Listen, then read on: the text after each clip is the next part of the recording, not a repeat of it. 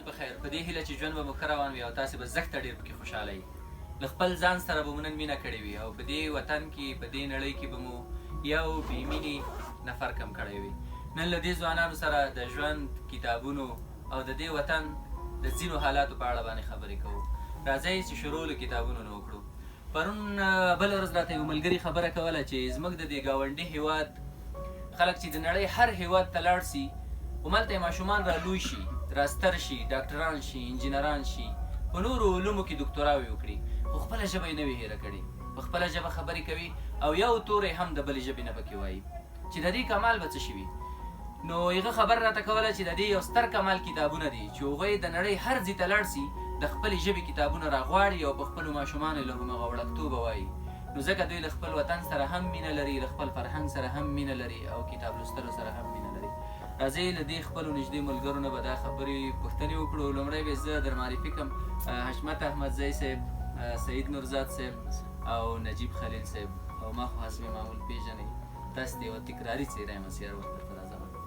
نو پیل به له نجیب استاذ نه وکړو چې د کتاب لوستلو فرهنګ یو وخت موږ په دې هېواد کې لاره، یو متمدن هېواد و، یو ښه ښاري فرهنګ مو لاره. اوس هغه شیان ورو ورو ورک شوي دي.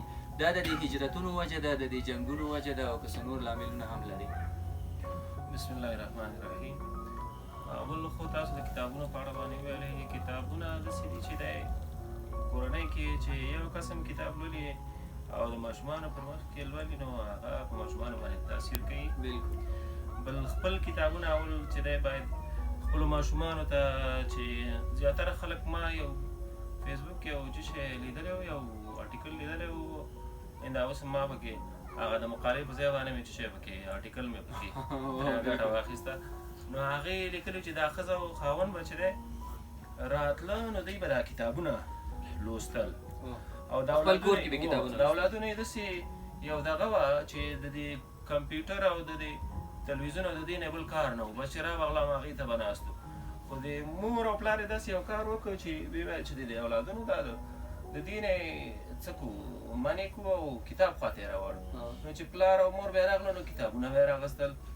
نو د اولادونو ځان سره فکر وکړه چې فکر کومه د کتابو کې به صحیح، ځکه دا زموږ مور او پلار چې راشي اول په کتابو باندې چې دی ورپرېوځي. نو قرار د اولادونه چې دی کتابو خواته مخه وکړله. نو هغه کوم الکترونیک شیان چې وو هغه ترېنه بیخي برقي شیان ترې پاتې شو، کتابو ته مخه وکړله. یعنې موږ په کورنیو کې باید د مشران د ماشومانو له وړاندې هرومرو کتابونه ولولو او کتابونه ولولو. دا ډېره دغه کوي، تاثیر کوي په ماشومانو باندې، اغېزه کوي. او دومره قیمت هم نه دي نن سبا کتابونه.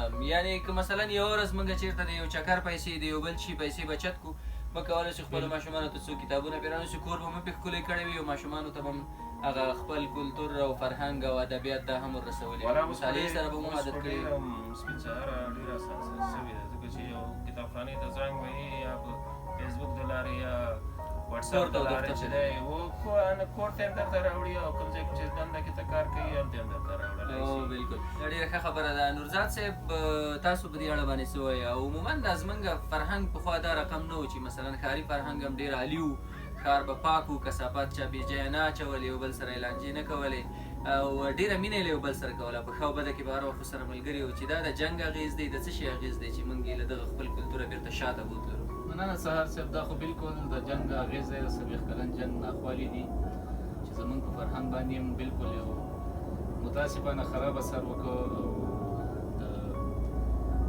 دا خصوصا اوس خو موږ ته دا ډېر زیات پکار دی چې د مطالعې په فرهنګ باندې کار وکړو. ځکه اوس په دې اوسني وختو کې حکومت یو ما خو اکثره ځایو کې ولیده یو سیار ملي بس ګرځي د مطالعې لپاره. دا یو ډېر ما خپله ولیده، زه ډېر خوشحاله شوم د دې په لیدلو باندې. او دغسې باید د کتابخانې ډېرې زیاتې شي. داسې یو سیستم او داسې طریقې داسې میتودونه موږ کار کړو چې هغې سره د هغې له وجې د خلکو د مطالعې شوق او مینه زیاته شي. زموږ ځوانان نن سبا تاسو ته خپله ښه پته ده چې ډېر سخت زیات وخت درته وایم چې په سلیدي ساعتو کې 15 ساعته سوشل میډیا ته ورکوي. نو که دې تر څنګ موږ د 3 ساعته مطالعې ته هم ورکوو نو زه امید لرم چې ډېر څه به زده کړو. او نن سبا چې څومره په نړۍ کې پرمختللي قومونه دي د هغوی یو لوی راز مطالعه ده د کتاب په مټ باندې بالکل هغوی مطالعه زیاته کوي نو ډېره لازمي ده ډېره ضروري ده نو باید دې ته څنګه چې وختي ما یاده کړه داسې یو ماحول یو دغه باید حکومت او ورسره خلک همکاشي داسې ماحول جوړ کړو چې زمونږ د ځوانان تقریبا داسې ډېر زیات وخت مخکې ما ویل چې ځوانان دغه ته زیات ورکوي سوشل میډیا ته د دې نه لږ مونږ د دې رجحان د دوی هغه دغه مطالعې طرف ته کړو تر هغه وکړی شو د مطالعې په ځکه نورې دنیا ډېره زیاته پیشرفته طریقې د هغوی په دې کې د مطالعې هغه هم د دې تر څنګ د مطالعې عامول چې عامه ده عامول کورونو کې کتابونه لري موږ ته هم پکار دی چې دولت هم پکار دی عامه کتابخانې ته ډېرې زیاتې دي هر ځای کې په هره ساحه کې باید خلک دې ته لاسرسی ولري نو دې باندې ډېر ضروري او ډېر زیات کار کول پکار دی ډېره مننه خیر ژوندی اوسې دغه د کتاب په اړه باندې یوه خبره ده چې زموږ ټول بدن چې دی د تکړښت او ورزش ته ډېره زیاته اړتیا لري او کتاب لوستل د ذهن تکړښت او ورزش دی باید هرومرو یې ولرو احمدزی صاحب تاسې په دې اړه باندې څه وایي په خپله هم کتابونه لولئ نه لولئ کور کې کتابونه لرئ که نه ستاسې حاجي صاحب خو ماشاءالله هغه به کتابونه راوړي حتما کور ته بسم الله الرحمن الرحیم ډېره مننه لکه څنګه چې ټول ته معلومه ده د مطالعې یو فرهنګ په افغانستان کې مثال پخوا موږ د خپلو مشرانو نه اورېدلي ډېر عام او ډېر ښه او افغانانو د مطالعې په فرهنګ کې د پاکوالي د ښار د پاکوالي په فرهنګ کې د مهمان نوازۍ په فرهنګ کې ډېر یو خاص نوم درلوده نو هغه نوم مثلا اوس له موږ نه یا تللی یا کمزوری شوی یا بېخونده شوی یو غټ عمده لامل د افغانستان د فعلي وضعیت یا د جنګونه د هغه دا هم کېدی شي ځکه چې د خلکو ذهنونه په ځای نه دي خلک سرګردانه دي او مطالعې هغه نه خلک لږ لرې پاتې شوي او بل حکومت هم د مطالعې په بخش کې مثلا د کابل ښار ته دومره خدمت نه ده شوی په دې هغه کې مثال موږ باید عامه کتابخانې ولرو چې په هر ځای کې وي هغلته خلک لاړ شي په ډاډه زړه سره هغلته مطالعه وکړی شي هغوی ته مختلف کتابونه پیدا شي او هغوی مختلف کتابونه چې کوم کتابونه د هغو په کار وي هلته هغوی ته پیدا شي او مطالعه یې کړي که وګورو موږ به په کورو کې پخوا به د فرهنګ سیستم داسې و چې له ماشومتوبه خلکو په کورو کې قرآن شریف د الفبې سپارې خپلو ماشومانو باندې ویلې چې دغه هم د کتاب سره او له علم سره د محبت یو شروعات ول دغه چې خلکو باندې کاو یو ډېر ښه پیل و اوس که وګورو نو دغه چون ټکنالوژي ډېره زیاته مخته هم تللې ده اول لاس کې موبایل ورکوو نو بیا یوټیوب دی مثال فیسبوک دی ټویټر دا شیان دي ډرامې دي فلمونه دي کارټون دی د ماشومانو لپاره چې دغه د ماشوم ذهن د ماشومتوب نه بلې خواته وړي یعنې د مطالعې نه فاصله اخلي هغه ماشوم که چېرې موږ له ماشومتوب نه ماشومانو ته په خپل کور کې کتابونه شروع کړو لږ درس ورسره ووایو دا نه تنها چې د ماشوم په علم کې زیاتوالی راولي زموږ علم ته هم ډېر راغی ځکه مطالعه یو داسې علم دی چې په هغې کې ته هر څه زده کولی سې ځینې مثال نور خلک هم ورته تشویقېږي په مکتب کې ته فرض کړه چې کوم علم کوي هغه ډېر مشخص او معین هغې په پوهنتون کې هم هغې خو مطالعه داسې یو کتاب دی چې هر کتاب ته راخیستلی سې په یو کتابخانه کې په لایبرري کې هغه ته مطالعه کولی سي هغې نه ته ډېر مختلف علمونه کولی شي مثال د خبرې دنیا ټکنالوژي څنګه ترقي کړې خلکو څنګه ترقي کړې د دنیا ترانسپورټي نظام څنګه ترقي کړې ده خلک څنګه دومره مخته تللي موږ ولې دومره شاته پاتې یو نو دغه فرق انسان صرف د مطالعې له لارې او د علم له لارې دغه فرق پیدا کولی شي نو زما په نظر زموږ ته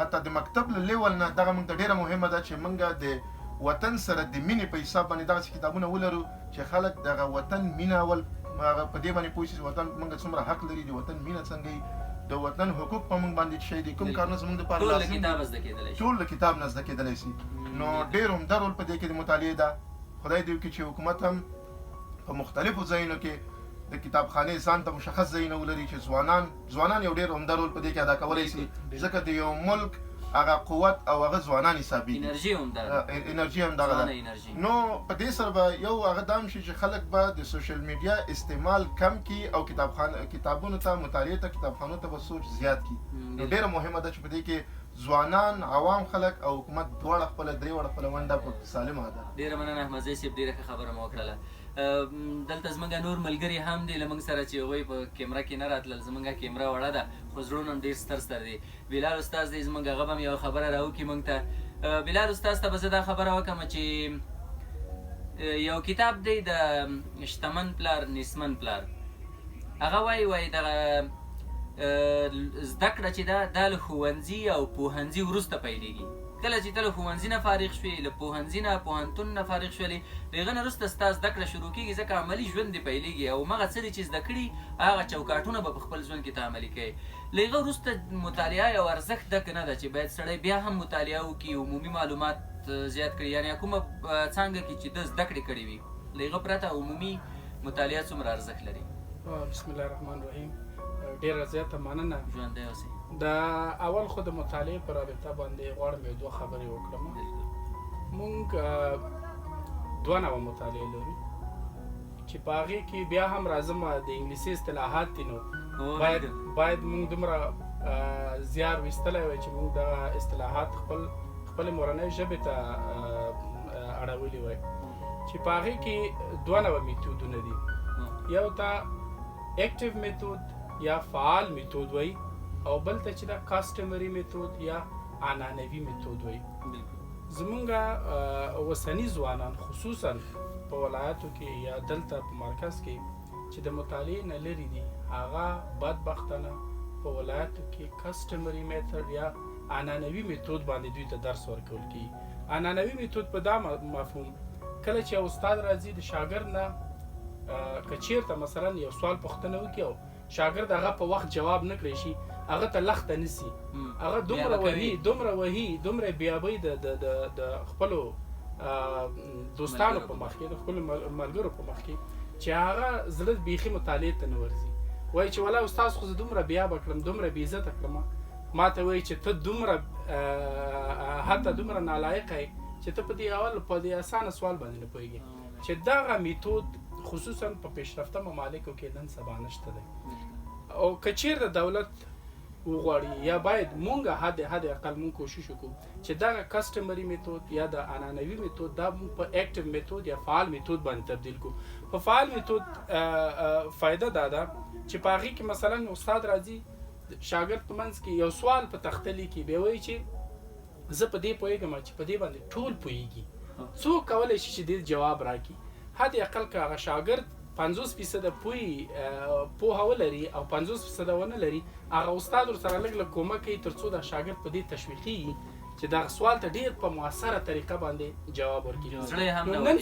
نن سبا په کابل او په ولایاتو کې څومره خلک چې موږ ګورو چې د مطالعې نه لرې دي، هغه یې په مکتب کې د دې کسټمري یا د دې عنعنوي میتود د وجې نه زړه یې تور شوی وي، دومره یې ځپلی وي حتی یو کتاب چې څوک راخلي هغې ته م وایي چې زه تا نه به څه شی جوړ شي. یعنې هماغه وخت نه د ده دا تربیه په دې شکل باندې جوړه شوي. ولې زما اصلا خواهش د استادانو نه همدغه دی، د معلمینو نه او خصوصا د مور او پلار والدینو نه چې هر څوک مثلا خپل اولاد ته دی باید ګوره موږ تاسو د دې شاهد وو، که چېرته اولاد یو 2 څاپېړې سره یې ووایي یا په رټلو باندې وایي چې تا خو نن دا کارخانه کې کورنۍ وظیفه دی، کورنۍ دنده دې نه ده لیکلې، دا دې ولې نه ده زده، دا سوال دې ولې نه، ها توصیه ښه شی دی. ولې هغوی سره په اکټیو میتود باندې یا په فعاله طریقه باندې هغوی په درس کې صحیح مول پکار دي تر څو مطالعه عامه شي، تر څو مطالعه مروجه شي. په هر ځای کې په پیشرفته ممالکو کې خلک موږ تاسو که نه یو تللي یا لیدلي مې حتی په موټرو کې هغوی کتاب لولي. او بله دا چې مثلا که یو څوک کتاب ولولي هغې نه یو مکمل انسان جوړېدی شي، هغه د هر رقم شرایطو سره هغه ځان برابرولی شي. مثلا که څوک یو کتاب ولري هغه نه ډېر یو ښه اجتماعي شخصیت جوړېدلی شي. یعنې که موږ غواړو چې یو اجتماعي شخصیت د ځانه جوړ کړو، موږ باید هر نوع مطالعه وکړو، نه دا چې مثلا یو خاص فیلډ کې موږ لاړ شو او هغه مطالعه وکړو او بل فیلډ ته موږ بیخي ووایو چې بس دا زما رشته ده. نه، موږ باید عمومي مطالعه.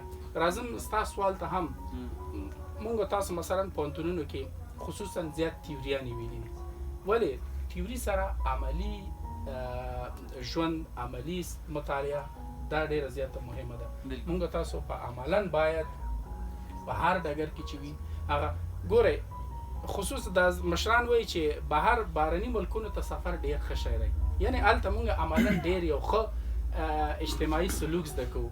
میدان هوایي کې څه رقم باید ودرېږي سړی، مخکې پاسپورټ څه رقم باید ورکړي، نمبر باید څه رقم مراعات کړي. خصوصا نن سبا په دې خطرناک حالات کې، کورونایي حالات کې مونږ څه رقم هغه اجتماعي فاصله په نظر کې ونیسو. زه خپله یو تجربه در سره شریکوم. مثلا یو ځای ته زه لاړلم، ما دا پاسپورټ ورکول، نو ما ته هغه کس وایي چې لطفا هغه ځای کې هغه د پښو علامې شته دی، هغه ته وګوره، هلته ودرېږه. نو زه خپله رښتیا چې درته وایم ډېر زیات خجالته شوم. ما وایي چې موږ دومره وروسته پاتې یو چې حد اقل مونږ دغه میدان یې وایي چې کوم اصول دي، کوم قوانین دي، د اصول مونږ نشو مراعاتولی. دا ټوله د دې جنګ بدبختۍ وجه ده. او خدای پاک دې زموږ د ملک نه دغه بدبختیانې نورې ختمې کړي. ژوندی اوسې. بلال استاد ډېرې ښې خبرې وکړلې. نو ملګرو په دې هیله چې د نن ورځې د زموږ مجلس او د خبرې تاسې اورېدلې وي، خوند ترېنه واخلئ او نوي څه پکې ومومئ. که تاسې هم دغسې څه خبره لرئ په کمنټ کې موږ ته هرومرو پرېږدئ او خپل نظر راته ولیکئ. ژوند خوشحاله اوسئ.